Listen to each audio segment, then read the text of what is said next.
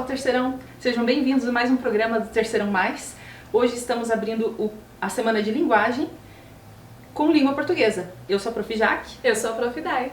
Vamos iniciar com o que é mais cobrado no Enem. Então, Jaque, a gente fez uma pesquisa aí, pessoal, nos últimos 3 anos. Ali analisamos as questões do Enem e percebemos que alguns assuntos eles são um pouquinho mais cobrados, né? E fizemos aqui uma listinha dos assuntos que aparecem mais aí no Enem. Começando aí com funções da linguagem, gêneros textuais, intertextualidade, figuras de linguagem, coesão e coerência, conotação e denotação, sintaxe tem algumas questões também e interpretação de texto, que é claro, não pode faltar. Tem também linguagem verbal e não verbal. Ah, sim, com certeza. Variações linguísticas. A gente trouxe um pouquinho de cada coisa aí pra vocês. Iniciando com funções da linguagem. Bom, uma função da linguagem que nós vamos estudar hoje com vocês, né, algumas das funções, nós vamos utilizar alguns exemplos aqui até, né, já aqui para ficar um pouquinho mais claro para vocês, alunos aí. Mas assim, como que no Enem é cobrado função da linguagem? Bom, vai aparecer da seguinte forma, ó. Tem ali um texto de apoio, um texto curtinho, e depois vem um comando, vem um enunciado que geralmente é assim, ó, identifique qual é a função da linguagem que está sendo empregado nesse tipo de texto. E agora a gente vai conhecer um pouquinho mais essas funções. A primeira função que nós vamos trabalhar é a função emotiva. Ela tem um foco no emissor, ela tem uma linguagem expressiva, usamos a primeira pessoa do singular ou do plural, usamos adjetivos. Alguns exemplos, né? Poemas, diários. Prof. Dai, traz um exemplo para nós? Trago sim. Nós vamos trabalhar aqui um exemplo de um texto muito conhecido, de um livro muito conhecido que é o Diário de Anne Frank. Então esse trecho que nós vamos passar aqui para vocês agora é dessa obra. E diz assim, primeiro começa com a data, né? Logo ali, domingo 14 de junho de 1942, para que fique registrado quando essa emoção foi marcada ali, né? Na sexta-feira, 12 de junho, acordei às 6 horas. Pudera, era o dia do meu aniversário. É claro que eu não tinha permissão para levantar aquela hora, e por isso tive que refrear a minha curiosidade até os 15 para as 7. Aí então, não aguentei mais e corri até a sala de jantar, onde recebi as mais efusivas saudações de morte, a gata. Logo depois das 7, fui dar bom dia à mamãe e ao papai. E logo depois corri à sala de estar para desembrulhar meus presentes. O primeiro que me saudou foi você, possivelmente o melhor de todos. Sobre a mesa havia também um ramo de rosas, uma planta e algumas peônias. Durante o dia chegaram outros. Diário de Anne Frank. Então vamos para a segunda função. Vamos. Função apelativa. Ela tem foco no destinatário, usado vocativo, segunda pessoa do singular ou do plural e o verbo no imperativo. Sim, e nós percebemos, Prof. Jaque, essa função sendo utilizada nas propagandas, né? Exato. Muito nas propagandas, no artigo de opinião aparece porque tem aquela questão de convencer quem está lendo ali, né, o artigo, a matéria. Então, o foco, né, dessa função de apelar é sempre o destinatário. Como eu posso convencer o meu interlocutor? É uma função bem bacana. Um exemplo? Vem pra caixa, você também. Vem! Muito bom. Bom, a próxima função, Prof. Jaque, é a função referencial. E ela é muito interessante, sabe por quê? Porque o foco, ele tá no contexto. O foco é a função denotativa, aquela função em que você não expressa sentimento, em que você não busca convencer, você busca o quê? Mostrar, né? Colocar ali a referência, sem nenhuma outra imagem ou função de apelar ou coisa do tipo. Então essa função nós encontramos onde, Prof. Jaque? Reportagens, textos jornalísticos, artigos acadêmicos. Isso, né?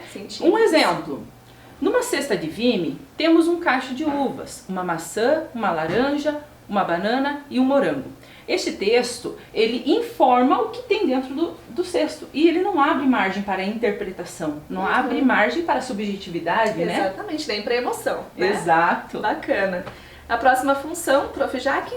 Função fática, ela tem um foco no canal, né? Como vai ser transmitida essa informação, o objetivo é testar esse canal, né? E um exemplo, ei, você aí, me dá um dinheiro aí, me dá um dinheiro aí. Era uma conversa. conversa. Ou, nesse caso, uma música, né? Que ele está conversando com a pessoa que está recebendo a mensagem. Verdade. Né? Então ela aproxima, né, quem fala de quem escuta. Aquela mensagenzinha de texto, aquela conversinha de elevador. Nós temos aí a função fática em exercício todos os dias, né? Muitos outros exemplos, né? Mas eu achei interessante esse da música, né? Que está conversando com o interlocutor. Verdade. Bom, a próxima função é a função metalinguística. O nome parece difícil, mas não é tão difícil. Por quê? Porque é a língua explicando a própria língua. Olha que bacana. Então, gente, dicionário. Dicionário tem a função metalinguística, porque ele explica termos da nossa própria língua ali, né? E nós temos um exemplo aqui também para trabalhar isso. Olha só. Minha música quer estar, além do gosto, não quer ter rosto, não quer ser cultura, explicando o que a música quer para si própria, né? Com as palavras ali da nossa língua. Muito bacana essa função. Próxima função, função poética, né? Aqui o foco é a mensagem, é a métrica, é o estilo, né? O visual. Então a gente tem bastante isso em figuras de linguagem, né? Um exemplo aqui, eu sou pequeno, me dizem, e eu fico muito zangado.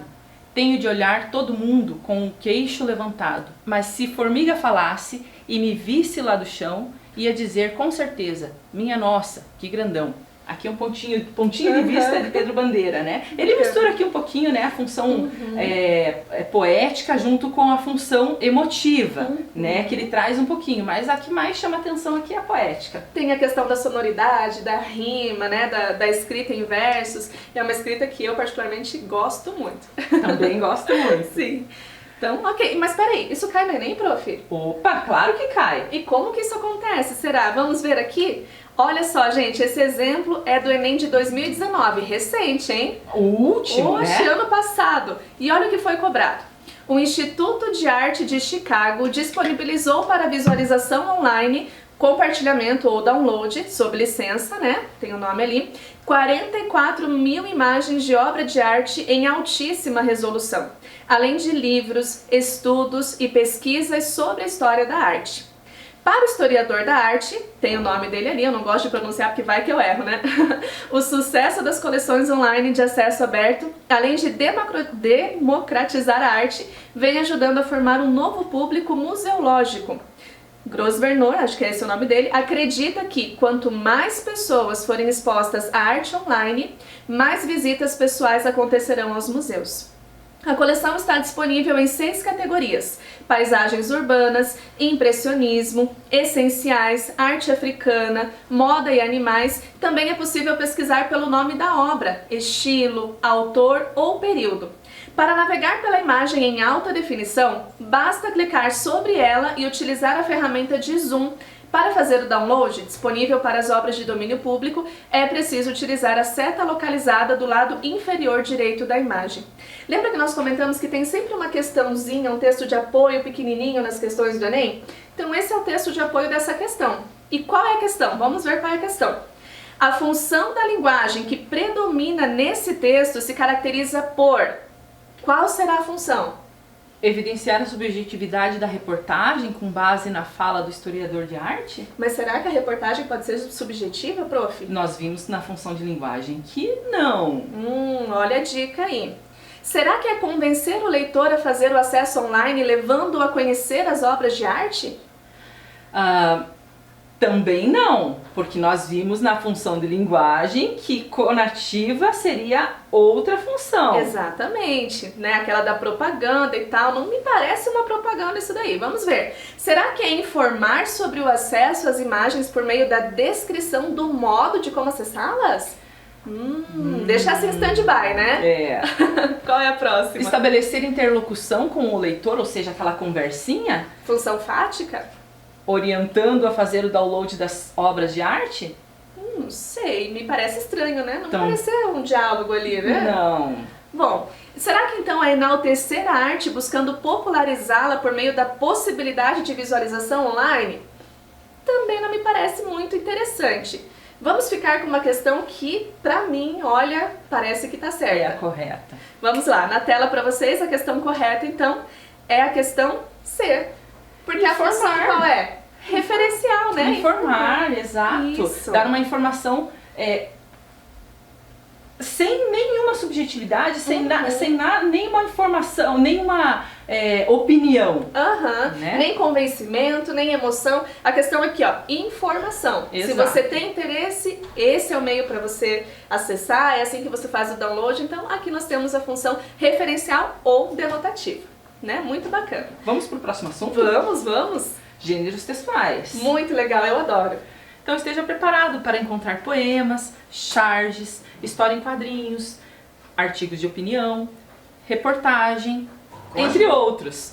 Para isso, é indispensável que você conheça uma infinidade de gêneros textuais. E eles não devem ser confundidos com outros tipos de texto, né, prof? Verdade, com certeza. Então nós temos aqui o conceito de gêneros textuais, né? Eles são estruturas peculiares que surgem de tipos de textos. Que tipos de textos são esses? Os narrativos, né? Descritivos, dissertativo argumentativo, expositivo e injuntivo. Isso. Prof, você quer dar algum exemplo dos textos aqui? Posso dar sim. Na verdade, eu gosto também de dizer que quando nós falamos de gêneros textuais, nós estamos falando de organização, né? Então, se você, aluno, parar para pensar e procurar um pouquinho na sua casa, você vai encontrar bula de remédio. E bula de remédio, ela entra onde aqui nesses tipos de texto? Ela entra no discurso injuntivo, naquele que instrui, né? Que diz como você deve fazer, como você deve agir e tal. Se você der mais uma passeadinha pela sua casa, você vai encontrar uma propaganda de um supermercado. Sim. Que também faz parte de algum outro tipo de texto aqui. Um outdoor, um jornal, uma revista. Então nós estamos assim cercados de gêneros textuais e eles organizam as nossas atividades comunicativas no dia a dia. Então esse é um conceito bem bacana de gênero textual. E como que eles são cobrados no Enem, prof? Como que eles aparecem para nós? No Enem, vamos lá para uma questão? Vamos. Essa questão é de 2018. A trajetória de Liesl Memminger é contada por uma narradora mórbida, surpreendentemente simpática. Ao perceber que a pequena ladra de livros lhe escapa, a morte afeiçoa-se à menina e rastreia suas pegadas de 1939 a 1943. Traços de uma sobrevivente, a mãe comunista, perseguida pelo nazismo, envia Liesl e o irmão para o subúrbio pobre de uma cidade alemã, onde um casal se dispõe a adotá-los por dinheiro. O garoto morre no trajeto e é enterrado por um coveiro que deixa cair um livro na neve. É o primeiro de uma série que a menina vai surrupiar ao longo dos anos. O único vínculo com a família é esta obra, que ela ainda não sabe ler. A vida ao redor é pseudo-realista, criada em torno do culto a Hitler na Segunda Guerra. Ela assiste à eufórica celebração do aniversário do Führer pela vizinhança. A morte perplexa diante da violência humana. Dá um tom leve e divertido à narrativa desse duro confronto entre a infância perdida e a crueldade do mundo adulto. Um sucesso absoluto e raro de crítica e público. E a questão? A gente só não vai falar o nome da obra, senão vai ficar muito na cara aqui, né? Muito! Muito na cara. Bom, a questão então é, os gêneros, olha só o comando, né? Os gêneros textuais podem ser caracterizados, dentre outros fatores, por seus objetivos. E esse fragmento que você acabou de ler, prof. Jaque, o que será que ele é? Uma reportagem? Pois ele busca convencer o interlocutor da tese defendida ao longo do texto? Não pode ser uma reportagem, né? Pois não contém subjetividade. Pois contém, contém subjetividade nesse texto. Né? Tem algumas coisinhas ali. Exato. Peraí, mas então pode ser um resumo, pois promove o contato rápido do leitor com uma informação desconhecida. Peraí, será que é um resumo? Resumo tem subjetividade, tem emoção, prof? Não, também. Não tem. Então, pode ser uma sinopse, pois sintetiza as informações relevantes de uma obra do modo impessoal? Me pareceu que não foi escrita pelo próprio autor. Exato, porque sinopse é escrita geralmente pelo próprio autor, que ele vai passar ali as impressões pessoais da obra que ele fez. E só positivas, né? Porque ele quer vender o peixe ali, né? Apesar desse ter sido bem positivo, né, prof? Foi bem positivo. Peraí, então pode ser uma instrução, pois ensina algo por meio de explicações sobre uma obra específica? Na instrução, acho que a gente utiliza mais verbos imperativos, né? Exato, faça, né? Exato. Use. É. Não me pareceu. E aí? O último, uma resenha, pois apresenta uma produção intelectual de forma crítica. Será que é, prof? Olha só, além de apresentar resumidamente os fatos, ele também apresenta opiniões, né? Igual a gente falou, muito positivas, Sim, né, desse texto, né? Então, a resposta correta, prof? Letra E, resenha. E a gente colocou até uma carinha ali de porque quando a gente quer passar outro gênero textual, o que os alunos fazem? Mas isso não cai no Enem, professora! Exato! E cai, gente, não vai cair em forma de texto, tá? O texto nós sabemos que vai ser o dissertativo argumentativo. Mas olha aí, uma questão que fala de outro gênero textual que foi cobrada no Enem. Exato. E ó, se você não conhece outros gêneros, você ia saber que isso daí é uma resenha? É, tem que conhecer vários gêneros aí, então a leitura tem que estar em dia, né, Com prof? certeza. Então, Com vamos lá. certeza. Vamos continuando aqui então. Próximo assunto, linguagem verbal e não verbal. Assunto muito legal, né? Bem legal, Muito né? interessante. E como que funciona essa questão da linguagem verbal e não verbal? Olha, linguagem verbal é tudo que a gente tem de escrito ou falado. Verbalizado, né? Verbalizado. Isso.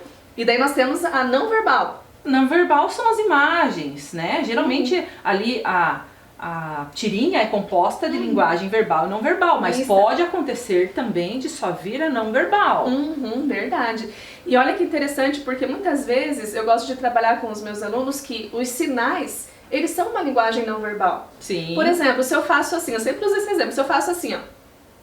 Todo Você mundo entendeu, sabe todo o que mundo que é. entendeu. E eu não falei nada, eu não escrevi nada, mas todo mundo sabe, né? Exato. As placas de trânsito muitas vezes têm a linguagem não verbal. Então, olha só, comunica sem escrever, sem falar, mas comunica. O né? guardinha de trânsito também, né? Aham. Quando ele dá aquele apito longo e faz Sim, assim, né? verdade. É uma linguagem não verbal. Com certeza. Isso E no aí. Enem, prof? Menina, não é que cobram isso no Enem também? Então Olha vamos lá. só, vamos ver. Bom, olha essa imagem. Agora os alunos estão vendo conosco aqui essa imagem. É uma imagem bem interessante. E quando nós falamos de imagem, né, de linguagem não verbal de imagem, a gente precisa ter um cuidado na interpretação dessa imagem. Exato. Olha só, nós temos ali uma garrafa PET. Nós temos a imagem tipo de um desenho que vai ser recortado, talvez um pedaço de tecido, né, dá a entender. Nós temos uma fita métrica, uma tesoura e nós temos ali ó, latas, papéis, plástico, vidro e ali um bloquinho que parece uma fita. Inclusive ali a garrafa que aparece ali, parece que é um rolo de tecido a desenrolar, né? A ser sim. desenrolado, né? Exatamente. Ali a gente tem algumas outras coisas ali, a tesoura que faz parte da costura, né? Isso. Não só da costura, mas quando a gente vê fita métrica, tecido e tesoura, então ele faz parte de um ambiente específico, né? Onde prof? aparentemente alguma coisa relacionada à arte vai sair ali, né? Exato. Alguma coisa que pode ser reaproveitada também. Então, vamos ver qual é a questão que está envolvida aí nesse texto não verbal, né? Um pouco misto, porque ele é verbal e não verbal. Qual é o texto? Garrafa PET vazia tem valor líquido e certo. Reciclada vira tecido. Madeira sintética ou plástico. Novo, de novo. Separar o lixo facilita o trabalho dos catadores e aumenta o material aproveitado, principalmente se você limpar as embalagens por dentro, retirando toda a sujeira antes de descartá-la. Mude de atitude, assim você ajuda a gerar renda para quem precisa e poupa recursos naturais. Separe o lixo e acerte na lata. Olha o joguinho de palavras aí, né? Acerte na lata, porque é uma coisa positiva, né? Tipo, acertei em cheio, acertei na lata, a gente costuma falar isso. Então é uma Exato. atitude positiva. E olha, aqui já deixamos uma dica para os nossos alunos também. Limpem as embalagens antes de reciclar, né? Senão não dá para aproveitar muita coisa. Exato. Mas vamos ver a questão do Enem, então, que foi cobrado. Olha só, nessa campanha, a principal estratégia para convencer, olha a linguagem, né, função da linguagem conotativa, para convencer o leitor a fazer a reciclagem do lixo é a utilização da linguagem não verbal como argumento para. Será que é para, letra A, reaproveitamento do material? Vamos deixar em stand-by essa, prof? Daí a gente fala das outras? Qual é a próxima? Facilidade na separação do lixo. Será? É só isso? Parece que tem coisas a mais ali, Tem né? mais coisas. Não tá falando só sobre isso. Letra C, melhoria da condição do catador. Será? Acho que não, né? Ele facilita a vida do Sim. catador, mas não é isso que está trazendo o texto não, né? Me parece que não. Preservação de recursos naturais? Será que é só isso também? Também não é só isso, parece que tem mais coisas aí. Parece que sim. Geração de renda para o trabalhador. Isso eu vou dizer aqui que eu não vi nada disso nessa imagem, né? Não falou de renda, não falou de nada. Então qual é a resposta correta aqui? O reaproveitamento do material. Isso mesmo, né? Aquela ideia da tesoura, da fita, do tecido. Que a gente fez o comentário antes, já deu a dica demos a dica pro aluno ali, né? Bem isso, prof. Então, a linguagem verbal, ela tá presente nessa questão, bem presente, e a não verbal também dá ali as dicas, exatamente, né? De como que a garrafa PET pode se transformar em outra coisa, né? Verdade, isso aí. Então vamos para o próximo assunto. Opa. Puxa, esse é legal, hein?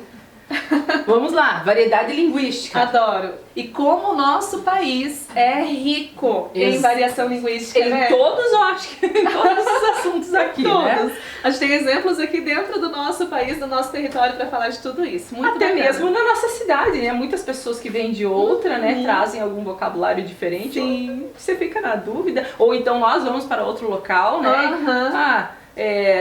Como que é salsicha? E daí vem a vina. O que é salsicha não vina? Você chega a comprar uma vina, né, em algum lugar. Isso me faz lembrar de uma propaganda, né? Que o curitibano chega em São Paulo e ele fala assim, eu quero um cachorro quente com uma vina, com 2 vinas. E o cara fala, o quê? Uma vina, 2 vinas? Ele acha que só colocando o S puxado já deu para entender o conteúdo, mas é uma linguagem regional, né? Verdade, verdade. E muitas outras que nós aqui paranaenses, né, temos, né? E quando vamos para outro lugar nós ficamos, mas é biscoito ou bolacha, prof? Pra mim é sempre bolacha. Bolacha. É penal ou estojo? É penal.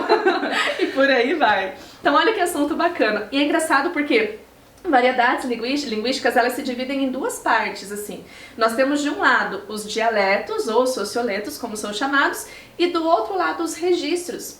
E é bacana observar que dialetos é algo que você não escolhe, né? Você tá numa determinada região, você pertence a um determinado grupo social, então você tem essa variedade linguística a partir disso, mas não é uma escolha sua.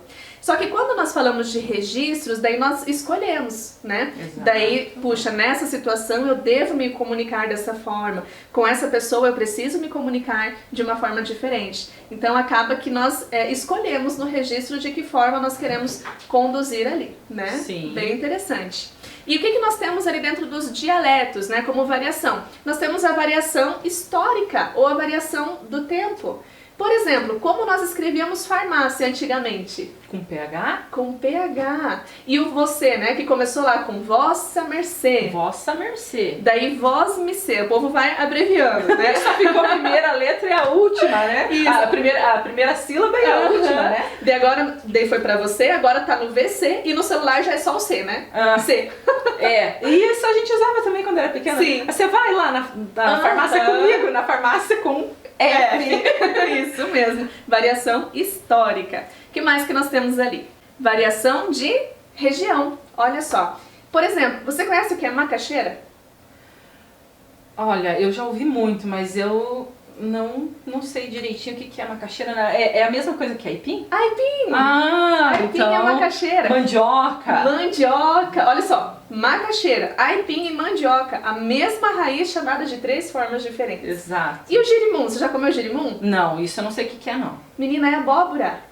Já comi, já comeu. Por quê? Porque o girimum é conhecido lá no Nordeste, naqueles lados, a nossa abóbora aqui é conhecida como girimum. E por aí vai, né? Interessante, então né? São termos que mudam aí de uma região para outra. E não só o termo, mas a forma de falar é tão diferenciada também, né? Tão bacana observar isso. Dentro dos dialetos, nós ainda temos a questão das classes sociais. Porque assim, as pessoas, elas tendem a falar um pouquinho melhor se elas têm um estudo mais avançado. Pessoas que não têm muito estudo, falam de uma forma mais simples, às vezes com mais erros, né, de língua portuguesa. Segundo a gramática normativa, né? Isso, exatamente, porque nós temos uma norma, né, que conduz tudo. Então, quando a pessoa ela tem um grau de instrução mais baixo, ela tende a falar um pouquinho, né, diferente. E conforme você vai estudando mais, você melhora o seu vocabulário. Então tem essa variação também. E ainda dentro dos dialetos, nós temos aquela variação geracional ou de idade. Pessoas mais velhas e pessoas mais jovens conversando é tão diferente, né? Exato. Às vezes eles o que é essa palavra? E perguntam, o que é isso, gente? Na minha época eu não conhecia esse termo. Porque as coisas vão mudando, né? Vão evoluindo. E quando você coloca esses dois públicos assim, né, pra conversar, tipo uma pessoa bem jovem com uma pessoa mais de idade, as coisas não ocorrem ali como não rola deveriam. muito na conversa, Não né? rola, não rola. Isso aí. E dentro de registros, nós temos as variações que são dentro da modalidade escrita, né, ou falada, é uma variação que nós temos. Tem a questão da formalidade. Em determinadas situações eu preciso ser mais formal. Então, se eu vou fazer um discurso, eu não posso, né, utilizar uma linguagem coloquial, informal, é diferente, a situação pede aquilo. Agora, se eu tô aqui conversando com você, a gente conversa numa boa, fala a gente, né? A gente conversa. Então, porque nós temos uma liberdade, nós temos uma sintonia. E dependendo da situação, nós não podemos ter isso. Então, você varia a sua comunicação de acordo com a situação que você está vivendo ali. Isso é bem interessante. Você tocou num assunto que a minha prof de português falava, né? Para registro escrito, né? A gente fala, mas a gente não escreve. Ela falava muito isso. Bem isso. Então quer dizer que aqui na fala tá tudo tranquilo. Mas, né, na escrita nós precisamos de alguns cuidados. Vamos de questão? Vamos de questão. Essa é do Enem de 2017. Zé Araújo começou a cantar num tom triste, dizendo aos curiosos que começaram a chegar que uma mulher tinha se ajoelhado aos pés da Santa Cruz e jurado em nome de Jesus um grande amor. Mas jurou e não cumpriu. Fingiu e me enganou. Para mim, mentiu. Para Deus, você pecou. O coração tem razões que a própria razão desconhece. Faz promessas e faz juras, depois esquece. O caboclo estava triste e inspirado, depois dessa canção que arrepiou os cabelos da Neuza. Emendou com uma valsa mais arretada ainda, cheia de palavras difíceis, mas bonita que só a gota serena. Era a história de uma boneca encantadora, vista numa vitrine de cristal sob o soberbo pedestal. Zé Araújo fechava os olhos e soltava a voz. Seus cabelos tinham a cor do sol a irradiar, fulvos raios de amor. Seus olhos eram circúnvagos do romantismo azul dos lagos, mãos liriais, uns braços divinais, um corpo alvo sem par, e os pés muito pequenos. Enfim, eu vi nesta boneca uma perfeita Vênus. Ai, que texto lindo. Adorei. Gostei. Muito bom. E aí, quais são as questões envolvidas aqui? Vamos ver o enunciado e as alternativas. O comentário, olha só, o comentário do narrador do romance. O comentário dele é o seguinte: emendou com uma valsa mais arretada ainda, cheia de palavras difíceis, mas bonita que só a gota serena. Relacionando-se ao fato de que essa valsa é representativa de uma variedade linguística. Que tipo de variedade é? Aqui eu só vou fazer um comentáriozinho para o nosso aluno não confundir a forma como ele se comunicou com o que o enunciado está pedindo. Porque se você prestar atenção no que o narrador falou, parece que é mais informal. Olha só, emendou com uma valsa mais arretada ainda. Mas a pergunta é, o que ele quis dizer com isso? O que ele quis dizer com emendar uma valsa cheia de palavras difíceis? O que isso significa?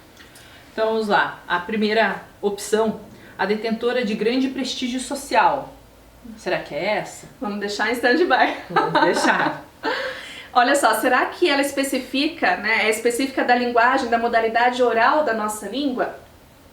Se você pensar na fala do narrador, talvez você tenha essa impressão. Mas lembra do enunciado, né? Cheias de palavras difíceis. A valsa era cheia de palavras difíceis. Vamos lá. Letra C. Previsível para o contexto social da narrativa.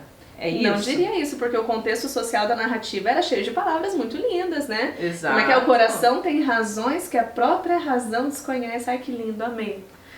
E será que a letra D é constituída de construções sintáticas complexas? Você achou muito complexo, prof? Não. Achei bem tranquilo também.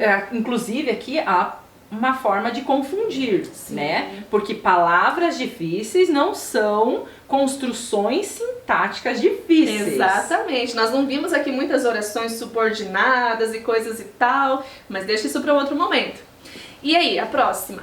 Letra E, ela valoriza o conteúdo em detrimento da forma, ou seja... O conteúdo vale mais do que o que está escrito? De como está escrito? É isso que está acontecendo? Não me parece. Prof, eu tô achando que é letra A, hein? Será? Letra A, muito bem. Detentora de grande prestígio social. Quando ele fala assim, uma valsa cheia de palavras difíceis, quer dizer que ele usou de um vocabulário que adequado. É o de grande prestígio, né? A norma culta, padrão da nossa língua. Exato. Isso aí, então vamos de próximo assunto.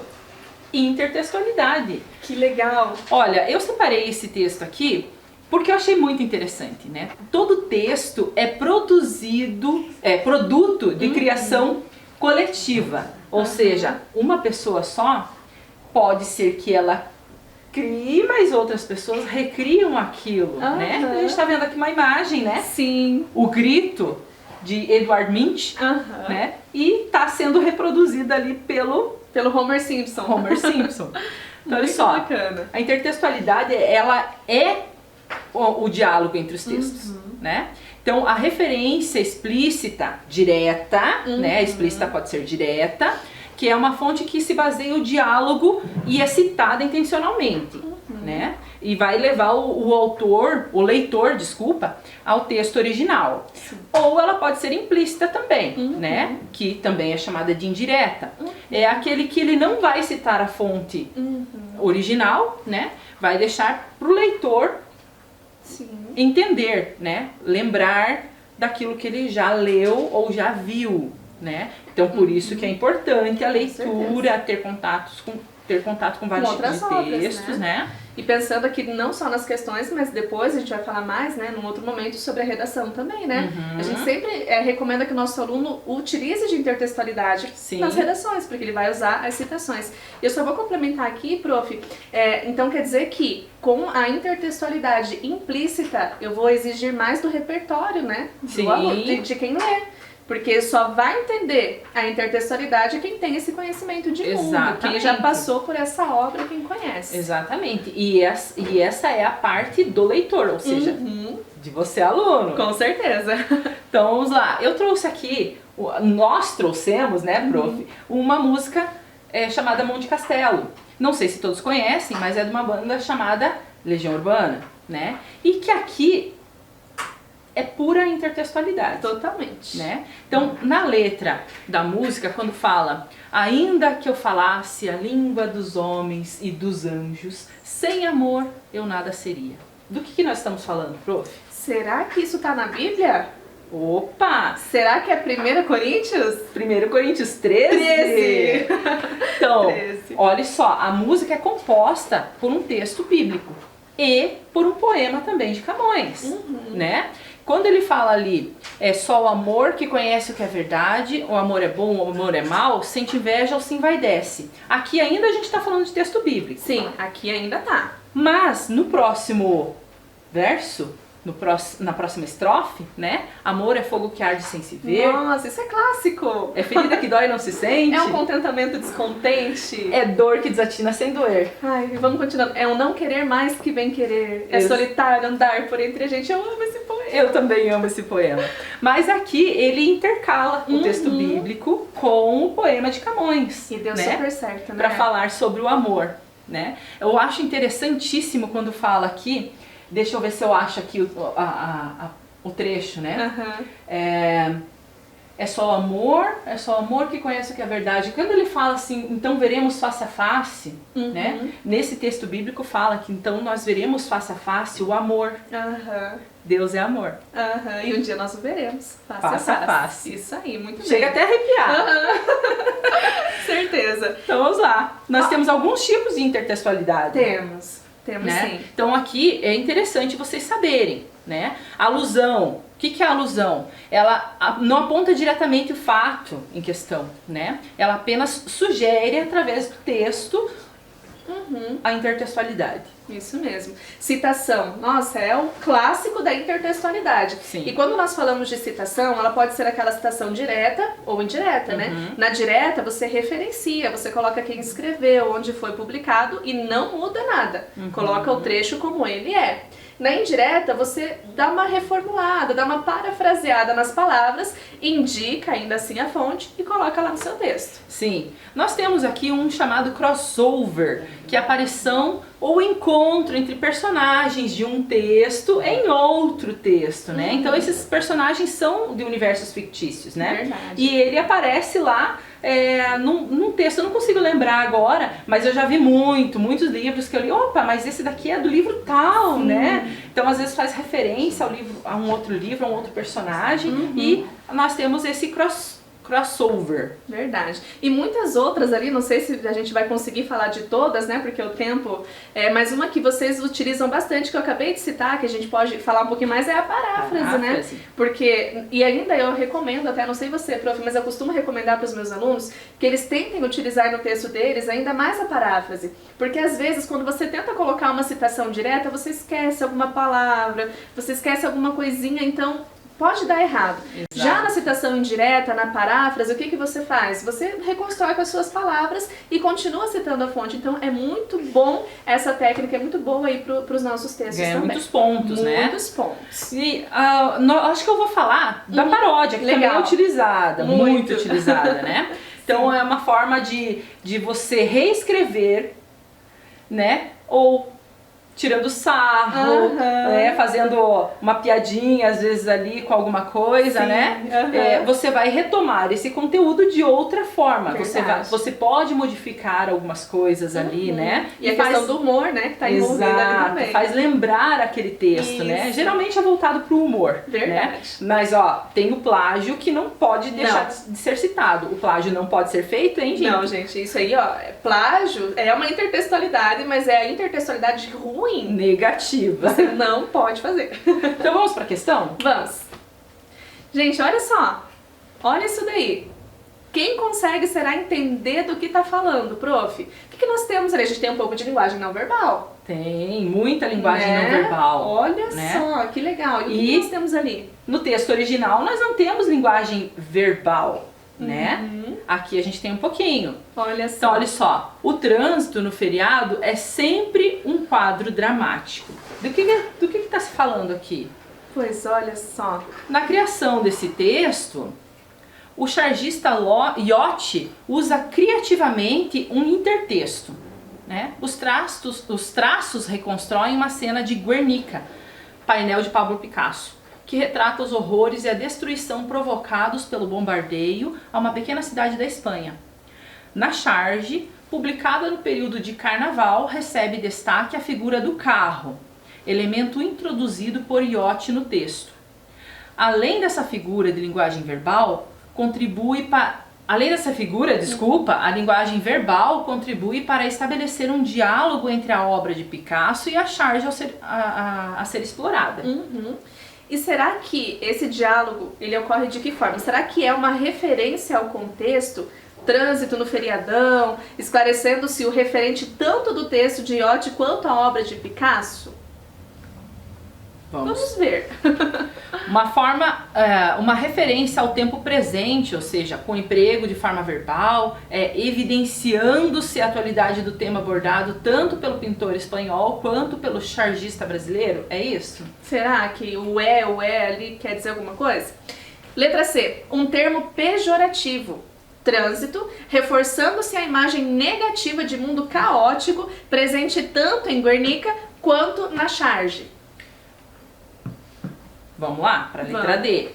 Uma referência temporal, sempre, referindo-se à permanência de tragédias retratadas tanto em Guernica quanto na charge? Será?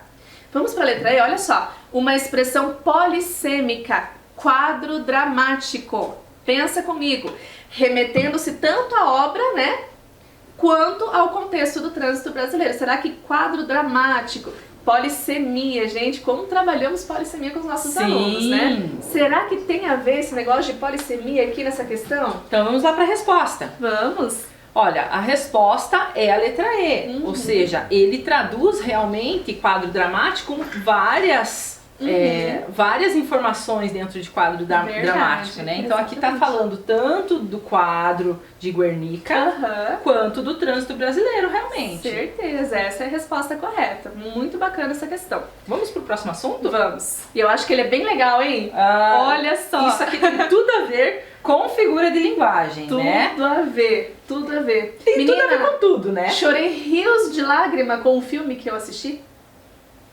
Linguagem conotativa. Certeza. Né? Você não vai chorar rios de lágrimas. É um exagero. É um né? exagero, é uma hipérbole, né? Olha só como a figura de linguagem se associa com a linguagem conotativa. Porque na linguagem conotativa você não está falando de verdade, você está aumentando um pouquinho as coisas, né? Ampliando o significado daquela palavra. Isso, eu posso usar outras figuras, por exemplo, nossa, ela virou uma arara. Ela não virou uma arara. Tá fazendo uma comparação, né? Exatamente. Então é muito bacana isso. A linguagem denotativa, quando nós utilizamos a linguagem denotativa, ela é no sentido original mesmo. Então, se é a linguagem, se eu disser assim, este livro está sobre a mesa, ele está sobre a mesa. Ninguém vai entender outra coisa, né? Agora, na linguagem conotativa, o sentido ele é figurado. Quer dizer uma coisa, quando eu digo ela está uma arara, eu quero dizer ela está brava, ela está muito nervosa, né? Eu até associo a linguagem denotativa, que começa com D, do D de dicionário. Olha que legal! Ou seja, o significado, você vai encontrar o significado daquela palavra dentro do dicionário. E a referência é aquela. É aquela. Né? Não quer dizer outra coisa. Exato. Muito legal, gostei do D de dicionário. Eu sempre faço essa pontezinha assim, vou usar. né? Então vamos lá pra questão. Olha só, gente, a questão do Enem de 2018. Recente, a gente falou que buscou nos 3 últimos anos, né? Então só tem questão recente aqui. Enem 2018. Deficientes visuais já podem ir a algumas salas de cinema e teatros para curtir, em maior intensidade, as atrações em cartaz. Quem ajuda na tarefa é o aplicativo, não vou falar o nome para não errar, recém-chegado ao Brasil e disponível para os sistemas operacionais iOS da Apple ou Android, né, pelo Google. Ao ser conectado à rede Wi-Fi de cinemas e teatros, o aplicativo sincroniza um áudio que descreve o que ocorre na tela ou no palco com o espetáculo em andamento. O usuário, então, pode ouvir a narração em seu celular. O programa foi desenvolvido por pesquisadores da Universidade Carlos III, em Madrid. Na Espanha, 200 salas de cinema já oferecem o recurso e filmes de grandes estúdios já são exibidos com o recurso, né, que foi comentado ali. Diz o brasileiro Luiz, que trouxe a tecnologia para o país. No Brasil, já fechamos parceria com a São Paulo, companhia de dança, para adaptar os espetáculos deles. E isso já é um avanço, concorda? E ali tem a referência de onde está disponível essa questão. Olha o enunciado. Por ser múltipla e apresentar peculiaridades de acordo com a intenção do emissor, a linguagem apresenta funções diferentes. Nesse fragmento, predomina a função referencial da linguagem, porque há a presença de elementos que... Peraí, prof, antes de entrarmos nas questões, o que tem a ver a linguagem referencial com denotação? A linguagem referencial é denotativa. Ah, agora faz sentido. Agora faz todo sentido. E já demos praticamente a resposta. A gente se antecipa aqui, né? Exato. Então vamos lá para as opções. Sim. Letra A. Busca convencer o leitor incitando o uso do aplicativo? Se fosse isso, seria conotativa, né? Sim. Então vamos lá. B. Definem o aplicativo revelando o ponto de vista da autora. Se revelasse o ponto de vista, estaríamos falando do quê? Daquela linguagem emotiva, né? Sim. Não percebi isso. Primeira pessoa. Uhum. Letra C. Evidenciam a subjetividade, explorando a entonação emotiva. Já falamos que não, né? Porque nós falamos que a linguagem é denotativa. Sim, é referencial, né? Então, olha ali, expõe dados sobre o aplicativo usando a linguagem denotativa, né? Acho que é isso aí, prof. Não tem nem o que ver mais, né? Não tem nem a o que letra ver. E, o objetivo é manter um diálogo, Não. o diálogo com o leitor, recorrendo a uma indagação. Não. Não tá conversando com o leitor. Só porque no final ele fala assim, concorda, não quer dizer que ele quer um diálogo, ele tá fazendo aquela pergunta reflexiva, retórica, né? Exato. Você não vai depois escrever pro cara concordando ou discordando. Então ele não quer um diálogo. Mas nós temos aqui a função, então, Resposta? Letra D. Muito bem. E agora nós vamos falar sobre o quê? Ah, legal, hein? Não tinha como, né? Não engatar logo a figura de linguagem. Agora a gente né? vai pegar uma conotativa, então, né? Sim. E trazer aqui figuras de linguagem. Muito bacana. Pode ir? Então a primeira que a gente vai falar, símile, né? É conhecida como comparação, né? A comparação, a palavra já diz, né?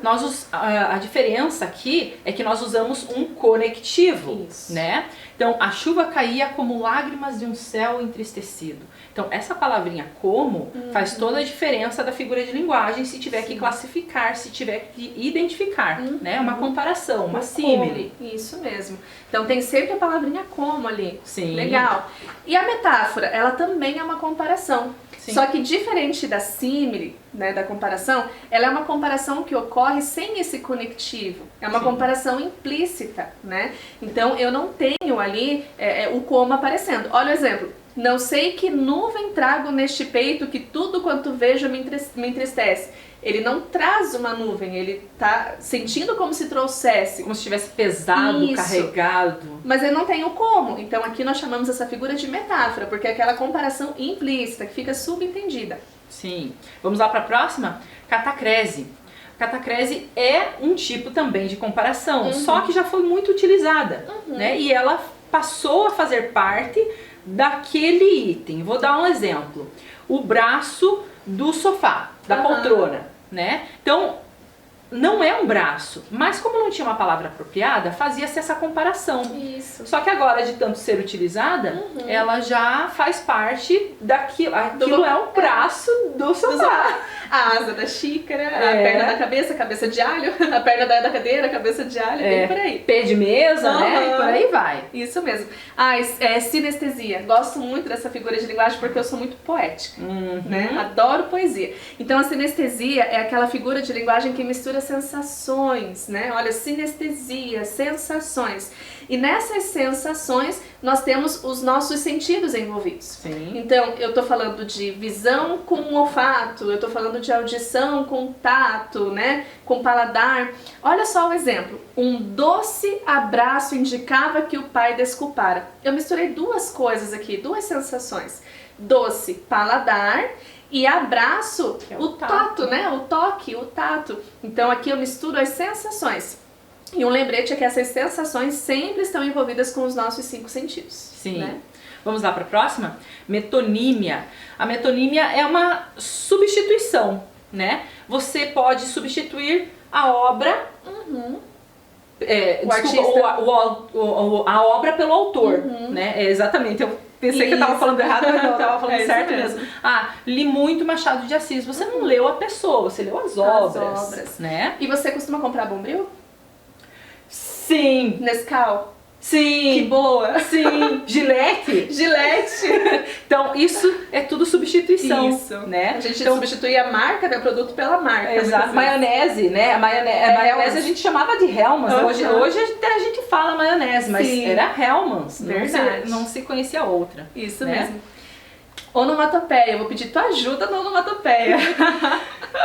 Como é que funciona a onomatopeia? É quando você precisa reproduzir um som que você escuta, né, o som, mas como é que você reproduz ele na escrita? Então são aqueles sons reproduzidos na escrita. E eu fiquei sabendo, um passarinho me contou que você quer cantar, prof. Vou cantar um exemplo, né? No tic-tic-tac do seu coração renascerá. Tic-tic-tac. Ó, o coração faz o quê? Tic-tac, tic-tac. Isso? No tic-tic-tac do coração. Isso mesmo, é onomatopeia. Muito bom. Ou o tic-tac do relógio, né? Daí é tic-tac, né? Tic-tic-tac, coração.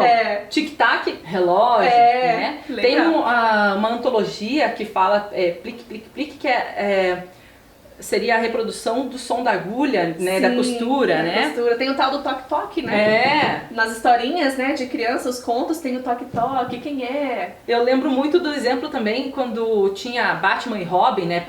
Você sabia que ali tava rolando uma briga. Verdade, nos gibis, né? Exato. Muito bem lembrado. Para a próxima, perífrase. É uma característica. Eu fui em busca da característica da cidade de Curitiba, que ela é conhecida como, nem eu sabia, né? Cidade universitária. Olha só. Né? Temos aqui também Cidade de Luz, que é Paris, né? Então, é uma característica de um local ou de alguém, né? Que deixa conhecida e a gente chama de perífrase. Legal, bacana. Antítese é muito bacana e sempre Adoro. quando a gente fala de antítese vem o poema de Camões. Sim, o primeiro que vem. Por quê? Porque antítese é a aproximação de termos que essencialmente são opostos, né? Por exemplo, morte e vida, prazer, dor, né? E no poema de Camões nós temos muito isso. Olha só, amor é fogo que arde sem se ver. Primeiro, como é que o fogo vai estar ardendo e você não vai ver? É uma antítese. É uma ferida que dói, mas não sente. Então quer dizer que dói e ao mesmo tempo você não sente. Então esse soneto, né, de Camões, ele é repleto de antíteses. Pra ver como nós gostamos, né? De Camões. De Camões. O próximo, um paradoxo, né, é uma construção meio que absurda. Uma contradição, Uma né? contradição, né? Então, para se viver do amor, há que se esquecer o amor. Como assim? Né? Como assim que quando você vai fica esquecer? Hã? Né? Você para... Hã? O É. que foi que aconteceu? Bem isso. Ironia. Nossos alunos gostam dessa figura, hein? E professores também gostam. Então, ironia é muito bacana porque nós utilizamos de ironia no nosso dia a dia. Numa conversa, às vezes você pode ser irônico com alguém. Naquelas charges, nós temos ironia. Nas tirinhas, às vezes aparece a ironia. Nos textos de opinião, ironia. Então, é quando você, assim, diz algumas verdades, mas você coloca um pouquinho de humor ali e acaba sendo um pouquinho irônico, né? Olha um exemplo que nós temos aqui de ironia. Cada vez que você interrompe seu colega sem pedir licença e alguém te diz assim, perceba como você é bem educado. Será que uma pessoa bem educada interrompe alguém que tá falando? Invertendo, né? Falou o contrário daquilo, Exatamente. né? Ou então, por exemplo, nossa, você estudou bastante, hein? Estudou tanto que tirou 0. Eu tô sendo irônica, né? Então, ironia tá presente sim nas nossas atividades. Outra que eu gosto muito também, eufemismo, né? Muito bacana. Para resumir, eufemismo seria suavizar, né? Então você tenta suavizar um termo, né, ou uma palavra, para deixar mais leve um pouquinho, Isso. né? A mais utilizada, eu acho que quando você não quer falar que a pessoa morreu, né? Ah, foi para um lugar melhor. Descansou. Né? Foi pra terra do pé junto. Aqui você tá meio que... Bateu as botas. Bateu as botas. Por aí. Né? Então aqui, o exemplo. Aqueles homens públicos apropriam-se do dinheiro do povo sem nenhum constrangimento. Aqui o apropriar-se está suavizando a palavra para não dizer que ele roubou. É verdade. Ele não roubou, ele apropriou-se, né? Hipérbole muito bacana. Hipérbole é um exagero, né? Sim. Nós mulheres utilizamos muito da hipérbole. Porque você nunca me deu presente, porque você nunca lembrou do meu aniversário, isso é um exagero, não existe nunca, né? Ou então eu sempre tô certo, também é um exagero. Também. Mas trazendo aqui para um exemplo mais, né, linguístico, que nós temos aqui hipérbole. Ela gastou rios de dinheiro.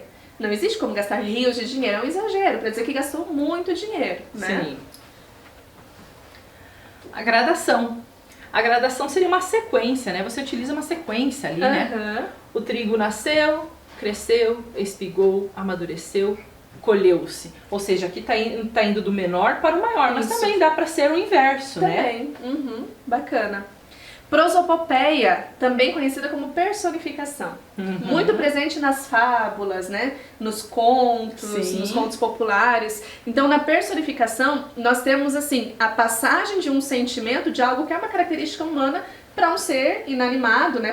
Para um ser que não é um ser humano. Ou irracional, ou uma coisa inanimada. Então, por exemplo, olha só. Com a passagem da nuvem, a lua se tranquiliza. A lua é um ser inanimado, mas ela se tranquiliza com a passagem da nuvem. Tranquilizar é uma característica humana. Então isso é personificação ou prosopopeia. Então nós temos aqui o próximo, um apóstrofo. Apóstrofe, desculpa. É porque a palavra que resume é o vocativo, né? Então aqui seria um chamamento. Ó Deus, perdoa esse pobre coitado, que de joelhos rezou um bocado, pedindo pra chuva cair sem parar. Isso mesmo. Então aqui tem um chamamento, né? Ó Deus. E nós temos o polissíndeto, né? Que é a repetição de conectivos. Assim, muito próximo você faz a repetição. Por exemplo, e falei, e gritei, e tentei, e gesticulei, e pedi ajuda. Esse repetindo é o polissíndeto, né? Sim. Só lembrando que isso numa construção de texto vai pegar mal, vai ficar, né? Vai dar problema ali porque vai constar como repetição, mas a gente está falando aqui de linguagem literária, né? Isso mesmo. Figura de linguagem. Figura de linguagem. Primeiro que figura de linguagem no texto já não é muito bem vista, num texto de redação, por exemplo, né? Então a gente pensa realmente mais no texto literário mesmo quando falamos disso daí. Então vamos lá para o próximo?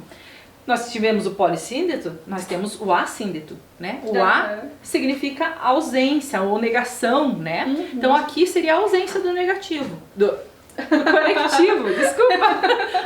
Eu repeti ali o negativo, né? Então seria a ausência do conectivo, né? Então o velho unia, as folhas caíam. Veja que não tem ligação, né? Tá faltando aqui uma conjunção para ligar, né? E eu vejo em alguns textos, alguns alunos se utilizando muito dessa figura de linguagem. Sim, no texto não pode, né? Até porque um dos quesitos do Enem, né? Uma das competências é a conexão. Conexão. De ideias, quantidade, né? E variedade. Isso mesmo. E a próxima figura bem bacana e utilizada muitas vezes da forma incorreta. Veja, quando nós falamos pleonasmo, já vem aquela coisa, nossa, pleonasmo é ruim. Não, ele não é de todo ruim, porque tem o pleonasmo intencional. E esse pleonasmo intencional é aquele que aparece na poesia, né, nos textos literários, que é quando você quer realmente repetir aquela expressão. O pleonasmo que nós devemos evitar é o pleonasmo vicioso, que é o tal do subir pra cima, descer pra baixo. Bem, isso a gente deve evitar. Olha um exemplo, choramos um choro sentido, mas nos refizemos logo. Então aqui é um pleonasmo intencional, né? Choramos um choro sentido, ele faz parte dessa expressão, desse sentimento, dessa emoção, né? Ele não é aquele pleonasmo ruim. Exato. Vamos lá? Próximo, hipérbato. Seria uma inversão da ordem direta. Nós usamos sujeito, verbo e objeto e complementos, né? Agora aqui, vou dar um exemplo, né? Tem aquele Mestre Yoda, né? Do Star Wars, né? Que ele fala todo... numa ordem toda bagunçada. Seria mais ou menos isso, né? Então vamos lá, vou dar um exemplo. Viajam cansados os pescadores de ilusões. Então aqui nós temos o sujeito lá no final da frase, né? Então a gente considera como hipérbato. Anacoluto, olha que interessante, anacoluto é uma interrupção. Parece que alguém chegou assim e cortou a frase no meio e falou de outra coisa. Mudou de ideia do que ia falar. Tipo, eu vou falar disso, mas mudei de assunto agora. Olha só, meu vizinho soube que ele está no hospital. Quando a pessoa fala assim, meu vizinho, da pessoa vai falar alguma coisa sobre o vizinho, meu vizinho é isso, meu vizinho é aquilo. Meu vizinho soube que ele está no hospital, né? A interrupção. Então isso a gente chama de anacoluto. Nós temos também anáfora, né? Então a repetição de termos, né? De, às vezes, frases inteiras, né? Um exemplo aqui, era mais cruel das cenas, era mais cruel das situações, era mais cruel das missões. Isso mesmo. E a gente também pode ter anáfora como você citando algo que você já disse antes, né? Retomando e repetindo. Daí nós temos a silepse, que é a concordância com ideia. Olha só, os brasileiros somos muito crédulos. Olha só, aí tá concordando com a ideia. Não tá com a frase. Né? Isso. Opa, eu também sou brasileiro. E até parece uma incorreção linguística aqui num dado momento, porque ó, os brasileiros somos muito incrédulos. Então a impressão é, os brasileiros são. Mas aqui, os brasileiros somos, eu tô concordando com a ideia, não com a frase. Ou seja, que eu também sou brasileiro. Tá se incluindo ali, né? Isso aí. Então, o próximo seria a assonância. É repetição de som de vogal. E o exemplo que eu escolhi é uma música, é conhecida, né? Vai ter musiquinha cantada. A minha alma está armada e apontada para a cara do sossego. Aqui a gente tem a repetição da vogal A, né? Então que é bem presente ali, bem marcada, né? Isso aí. Então, ó, alguma gravadora vai te descobrir já. Não. Fica atento aí. Daí nós temos a aliteração. Se a assonância é a repetição de vogais, nós temos a aliteração, que é a repetição de consoantes, né? Olha o exemplo. Pois paz sem voz não é paz sem... E é medo. Então olha só, quantas... É a continuação da minha musiquinha. Então você tem que cantar já. Pois paz sem voz não é paz, é medo. Uhul! Muito bom, muito bom. É a repetição aqui do P, né, que aparece bastante, e o Z também é bem presente ali, né? Verdade. E aqui a gente tem a última que a gente vai trabalhar hoje, ambiguidade, né? Que acontece muito em charge, né? Sim. Piadas, por isso que fica engraçado, por isso que tem um humor ali, porque né? tem o duplo sentido, né? Exato, dupla Bem interpretação. Um primo contou ao outro que sua mãe estava doente. Opa, a Quem mãe tava de doente? quem? Né? A mãe do primo ou a mãe de quem tá contando ali? Exato. Aqui é também considerado um erro em produção textual, Exato. né? Porque daí você tem que eliminar essa ambiguidade. Tem que Exato. deixar bem claro, né? Mas é uma figura, a gente tá falando de figura de linguagem. Exato. E no Enem? Vamos ver como é que isso é cobrado no Enem? Olha lá. Oxímoro ou paradoxismo. Olha só, aqui ele já tá dando o que é, né? Oxismo ou paradoxismo. É uma figura de retórica em que se combinam palavras de sentido oposto que parecem excluir-se mutuamente. E nós falamos sobre isso. Se os alunos estão prestando atenção, eles vão saber isso daqui. Mas que no contexto reforçam a expressão. E aí é uma definição do dicionário, né? Considerando a definição apresentada, o fragmento poético da obra Cantares, de Hilda Hilst, publicada em 2004, em que pode ser encontrada a referida figura de retórica é: letra A. Dos dois contemplo rigor e fixidez. Passado e sentimento me contemplo. A letra B. De sol e lua, de fogo e vento, tem laço. Letra C. Areia vou sorvendo, a água do teu rio. Letra D. Ritualiza a matança de quem só te deu vida e me deixa viver nessa que morre. Olha, Opa. matança, vida, deixa viver que morre. Vamos deixar essa descansando um pouquinho. O bisturi e o verso, dois instrumentos entre as minhas mãos. Eu acho que aqui o paradoxo, que seria aquela coisa de epa, tá alguma coisa esquisita aqui, seria realmente a letra D. Exatamente. Né? Então aqui é uma exploração da imagem paradoxal, né? Aquela coisa que você pensa assim, nossa, mas isso não tá meio incoerente, parece, né? Sim. Seria uma palavra para paradoxismo, né? Incoerência, Verdade. né? E considera ali um paradoxo um tipo de incoerência, que eu acabei de falar. Então, ou seja, me deixa viver nessa que morre. Como assim? Viver e morrer? É quase que uma antítese, né? E quase. Ritual de matança de quem te deu vida. Estranho também, né? Também estranho. É muito filosófica essa questão. Muito filosófica. Então nós temos aí a resposta correta, a letra D, né? Muito bem.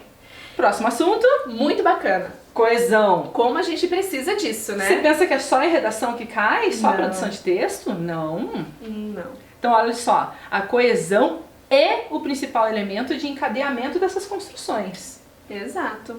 Isso aí. Os elementos de coesão, eles desempenham a função de ligar as ideias umas às outras, né? Sim. Eu penso sempre como aquele fiozinho de costura que vai costurando, Dou que mesmo vai exemplo. alinhavando. Dou o mesmo exemplo, porque tecidos separados não formam Uma roupa. Então aqui, ó, vamos pegar nosso jaleco como exemplo. Olha só, quantas partes estão ligadas aqui, Sim. né? Quantas costuras foram feitas. E com o texto não é diferente. Então coesão é essa linha que vai costurando o texto, que vai ligando as ideias, para que lá no final tenha-se um sentido. Sim. Né? Aqui a gente tem alguns recursos, né? Vamos trabalhar poucos, né? Mas são muito mais. As preposições fazem essa costura de texto, né? Ele vai ligar palavras ali. Isso. Daí nós temos as conjunções. Você falou que as preposições ligam as palavras, né? Preposição é a classe gramatical que liga palavras. As conjunções são ali a classe gramatical que ligam estruturas, que ligam frases, que ligam ideias, orações, né? Isso aí. Ou até parágrafos, né? Isso. Ligam parágrafos Inclusive, também. nos parágrafos de conclusão, é sempre interessante você começar a sua conclusão com uma conjunção que indique isso, né? Sim. Nós temos também os advérbios que também fazem essa ligação. Aqui não foi colocado, mas ainda a gente tem ali sinônimos, né? Seria a elipse também, seria uma forma de coesão. Isso, né? exatamente. Tem muitos outros aqui. Adjetivos também, porque os adjetivos podem substituir nomes e fazer o processo de coesão acontecer. Então são técnicas que nós podemos utilizar nos textos. E só um adendo, os advérbios e os adjetivos, eles são marcadores de opinião. Então se você está lendo um texto e você quer saber, puxa, o que esse autor está dizendo. Dá uma olhada para os advérbios que ele está usando no texto, porque são intensificadores. Dá uma olhada para os adjetivos, né? Porque ele está qualificando, então isso diz sobre a opinião dele. Sim. Então fica essa dica aqui para os nossos alunos também. Então a gente vai falar, não tem como falar coesão sem falar de coerência também, né? Porque elas andam juntas, né? Elas andam juntas, né? Isso mesmo. Então a coerência ela não vai se preocupar com a estética do texto, né? Ela vai se preocupar com o sentido. Com o significado. Então a gente pode dizer que um texto ele pode possuir coerência em 3 níveis, né? O primeiro, do texto em si, ou seja, uma coerência interna. Ele não pode dizer uma coisa em um parágrafo e desdizer no segundo. Sim, exatamente. Né? Falar uma coisa contrária no segundo. Tem o princípio da não contradição, né? Inclusive quando nós falamos de coerência. O segundo ali, do texto com a realidade. Ele não pode ser incoerente com o que acontece ao nosso redor. Não pode ser inventado. Sim. E também tem do texto com a proposta de redação. Com o enunciado. Exato, aqui alguns muito pecam. E aí entra uma competência, não vamos dar spoiler, mas tem uma competência lá no Enem que fala assim, ó, que se você não entendeu a proposta e não soube aplicar a proposta, você vai zerar naquela competência, né? Inclusive o texto da Universidade Federal, né? Ele tem que retomar aquele texto, né? Sim. O que no Enem já não é bem visto. Verdade. Né? Então, duas diferenças aqui. Então, mas ele tem que enunciado, né? Eles têm que estar coerentes, né? Exato. Vamos para a questão? Vamos para a questão. Então, olha só. Azeite de oliva e óleo de linhaça, uma dupla imbatível. Rico em gorduras do bem, ela combate a obesidade. Dá um chega pra lá no diabetes e ainda livra o coração de entraves. Ninguém precisa esquentar a cabeça caso não seja possível usar os 2 óleos juntinhos. No mesmo dia, individualmente, o duo também bate um bolão. Esse duo aí é um elemento de coesão, olha só. Sim. Ele bate um bolão. Segundo um estudo recente do grupo Eurolive, acho que formado por instituições de 5 países europeus, os polifenóis do azeite de oliva ajudam a frear a oxidação do colesterol LDL, considerado perigoso. Quando isso ocorre, reduz-se o risco de placas de gordura na parede dos vasos, a temida aterosclerose. Vou falar devagarzinho porque é um trava-línguas aqui. Doença por trás de encrencas como o infarto. Daí ele tem a referência também. E agora vem o enunciado. Para divulgar conhecimento de natureza científica para um público não especializado, Madarini recorre à associação entre vocabulário formal e vocabulário informal. Altera-se o grau de formalidade do segmento no texto sem alterar o sentido da informação, com a substituição de... E agora nós vamos para as alternativas. Letra A. Dá um chega pra lá no diabetes por manda embora o diabetes.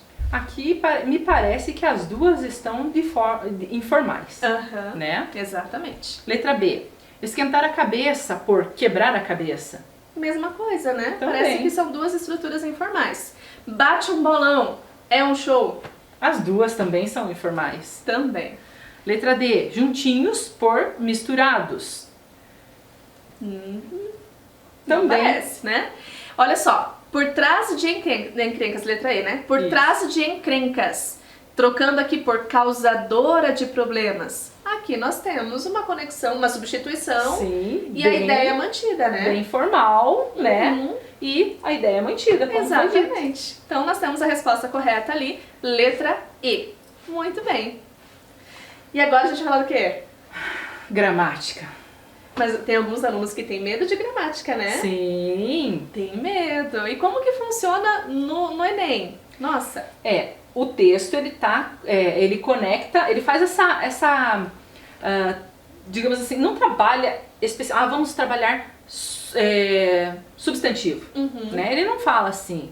Ele vai trazendo um texto para você poder identificar o substantivo ali dentro, o sujeito, né? E por aí vai, né? Isso mesmo. Até a gente colocou uma imagem ali, Jaque, né?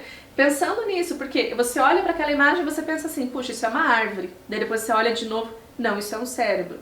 Ele é uma árvore, ele é um cérebro, né? Porque a gente está falando de conexão. Então, veja, nós temos ali uma raiz e essa raiz ela vai ramificando, né? E formando outras estruturas. Sim. E quando nós pensamos no texto do Enem, nós temos o texto como uma base, como uma raiz, e ela vai ramificando nas questões que envolvem um pouco de gramática, um pouco de variação linguística, um pouco de coesão e coerência, funções de linguagem e por aí vai. Dentro de um texto a gente pode trabalhar tudo. Muita né? coisa, né? Então vamos lá. A sintaxe e a gramática, é isso que a gente vai ver. Tá? Então a sintaxe é aquela parte que estuda a disposição das palavras dentro de uma oração, né? Que função ela vai assumir, Isso. né? Então, a relação entre elas. Vou dar um exemplo de como a gente estava trabalhando lá em inversão, né? A gente sabe que aquele é o sujeito, mesmo ele estando fora da ordem direta, né? Exatamente. E nós temos, dentro da gramática, a gente vai trabalhar a parte morfológica também. Isso. Né? A parte morfológica é aquela que trabalha a palavra isolada. Né? Então, ela vai trabalhar a gramática normativa. Né? Isso mesmo. Um exemplo que eu gosto de usar assim também, pegar uma frase, por exemplo, a frase João é bonito. Nós temos essa frase. Sim. Se nós fizermos uma análise morfológica dessa frase, nós precisamos pegar cada um dos termos e dizer a que classe pertence. Cada palavrinha separada, né? Então, João. João é o quê? Substantivo próprio. É verbo de ligação. Bonito, adjetivo. Sim. Essa é uma análise Morfológica. Agora, fazendo análise sintática aqui, João é bonito. Nós temos João como sujeito. Sim. É bonito, predicado. Que Sim. tipo de predicado? Predicado é nominal, porque nós temos o verbo de ligação, né? Ligando ali um sujeito a uma característica. Sim. Então, são análises diferenciadas, mas que a gente precisa ter os dois conhecimentos. Sim. Você precisa saber das classes gramaticais, que é a análise morfológica, e você precisa saber de sintaxe. Sim. Né? Sinta-se à vontade, até tem um texto, né? Sinta-se à vontade. De sintaxe por quê? Para você saber o papel que aquela estrutura está desempenhando naquela frase. Porque na análise morfológica, nós temos o advérbio. Na análise sintática, nós temos o adjunto adverbial. Né? Na análise morfológica, nós temos o adjetivo. Na análise sintática, nós temos o quê? O adjunto adnominal. Ou o predicativo. Ou o predicativo do sujeito, o predicativo do objeto. Então, é uma coisa mais complexa, né? Que a gente precisa do primeiro conhecimento, né? Que seria a gramática, a parte morfológica, né? E a parte sintaxe, como que ele vai assumir o funcionamento dele não da frase, dentro né? da frase. Muito bacana, né? Isso mesmo. Então aqui a gente até coloquei um exemplo aqui, né? Morfologia, o que a gente tem de morfologia, o que a gente tem de sintaxe, né? Bacana. Então aqui tem na sintaxe, inclusive ali eu observei que tá faltando algumas coisas, né? Porque ali fala do sujeito e fala dos termos dentro do predicado, mas não fala do predicado. É verdade. Então, o exemplo que você deu ali, João é bonito, João é o sujeito, é bonito é o predicado. E dentro do predicado a gente vai trabalhar tudo isso que foi citado anteriormente. Isso mesmo, né? Os tipos de predicado também. E olha que bacana, porque morfologia, ela traz para nós as nossas classes gramaticais. Isso a gente aprende lá, né, desde a infância. Tem o substantivo, o artigo, adjetivo, pronome, numeral, verbo, advérbio, preposição, conjunção, interjeição. Sim. Isso a gente precisa saber. Sim. Senão você não vai mandar bem no Enem. E daí nós temos a sintaxe. Daí esses termos da morfologia, na análise sintática, eles assumem papéis. Eles assumem papéis de sujeito. Olha as siglas, né? VTD, VTI, VTDI. Os alunos piram quando a gente fala dessas siglas. VI. Vem isso. Objeto direto, objeto indireto. Daí tem ainda o preposicionado, né? Sim. Que não apareceu ali.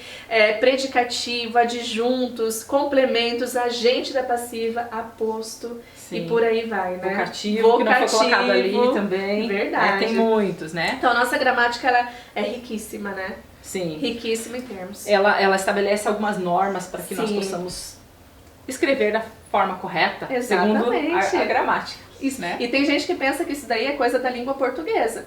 Mas no inglês também tem as suas normas, né? Apesar de um pouco mais reduzido, né? A quantidade de regras ali.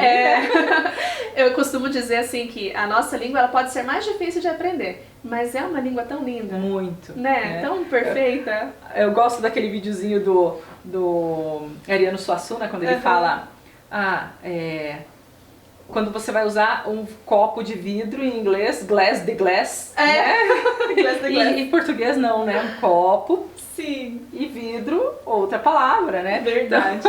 E eu vi na internet recentemente também, associado a ele, um videozinho, um post que dizia assim, que ele odiava, claro que era uma hipérbole, os computadores, porque quando ele foi digitar, porque ele gosta de escrever, Sim. quando ele foi digitar o nome dele, o Suassuna virou assassino. Ele, como que eu vou amar alguém que me diz que eu sou um assassino? O corretor. Quem não foi vítima do corretor, Isso, né? dele valorizando a arte da escrita, porque na escrita é o teu conhecimento, é o teu vocabulário, né? Sim. É muito bacana isso. Bom, se a gente for falar de amor pela língua portuguesa, a gente vai longe Muito, muito mesmo. Sim. Vamos para a questão? Vamos para a questão.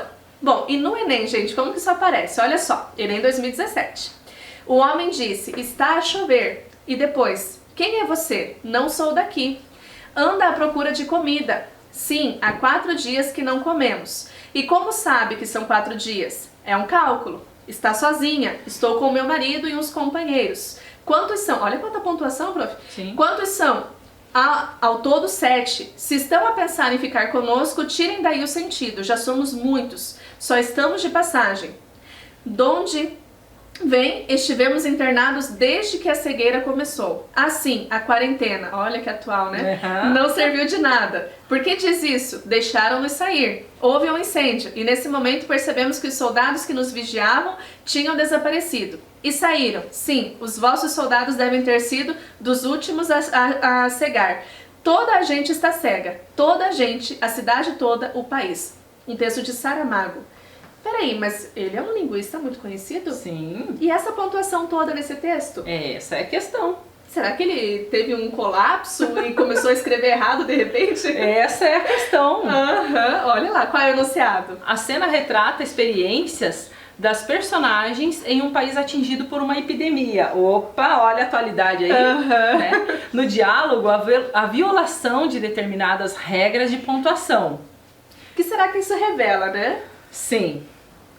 Letra A. Revela uma incompatibilidade entre o sistema de pontuação convencional e a produção do gênero romance. Sabe o que essa alternativa está dizendo? Que no romance você pode usar a pontuação assim. Que isso é uma incompatibilidade. Quer dizer que no romance eu posso escrever de outro jeito. É bem isso que diz a regra? Não, né? Eu nunca estudei isso. Eu também Ou não. estudei errado. Eu também, até hoje. Letra B. Ela provoca uma leitura equivocada das frases interrogativas e prejudica a verossimilhança? Prejudicou, será? Eu acho que não. A verossimilhança seria a realidade, Isso. né? A comparação com a realidade. Uhum. Prejudicou? Não, ao meu ver, não. Letra C. Ela singulariza o estilo do autor e auxilia na representação do ambiente caótico. Letra D. Ela representa uma exceção às regras do sistema de pontuação canônica. É isso que está acontecendo? Quer dizer que existem exceções às regras da pontuação da nossa língua? Bom, eu ainda não topei com essa não. Não, será que é alguma atualidade? A gente não tá muito, né, aí por dentro? Porque olha que a ideia eu demorei para conseguir escrever sem acento. Verdade, a gente se acostumou de um jeito, vai que tá mudando a pontuação, a gente não sabe aí também, né? Letra E. Ela colabora para a construção da identidade do narrador pouco escolarizado. Já elimina essa, né? Nossa! Saramago, pouco escolarizada? Não por favor, tem, né? Então ali, é uma marca, na verdade, é uma marca de José Saramago. Sim. Né? Essa característica é dele. Sim. Ele escreve dessa forma. Então, a Mas não letra... tem a ver com o desconhecimento Não, da língua, ele né? conhece muito bem, né? É um estilo que ele optou por utilizar. Então, a letra C. Letra C, olha só. É uma marca do estilo dele, Sim. do que ele tá utilizando ali. E tem uma outra questãozinha, porque ele tá falando de um ambiente caótico, né? Sim. Epidemia. Olha as coisas que ele tá citando ali. Então, dentro desse ambiente tão caótico, até as pontuações perderam o seu lugar. Sim. Então, ajuda a deixar isso bem evidente ali também. O livro, o nome dessa obra é Ensaio sobre a Cegueira, né? Não sei se chegou a sair um filme, inclusive, a respeito desse. Que bacana. Então foi uma epidemia que todo mundo Foi atingido. ficou cego. E existia uma pessoa só que tinha visão, né? Então é bem caótico mesmo, né? E bem atual, né? Sim. Epidemia, pandemia, problemas ali em geral. Verdade, né? Ok, então essa está respondida. E agora nós vamos falar de quê? de uma outra questão, Opa! também relacionada à gramática. Que bacana! Então vamos lá. Toca a sirene na fábrica e o apito como um chicote. Bate na manhã nascente e bate na tua cama no sono da madrugada. Ternuras de áspera lona pelo corpo adolescente. É o trabalho que te chama. Às pressas tomas o banho. Tomas teu café com pão. Tomas teu lugar no bote. No cais do Capibaribe. Deixas chorando na esteira teu filho de mãe solteira. Levas ao lado a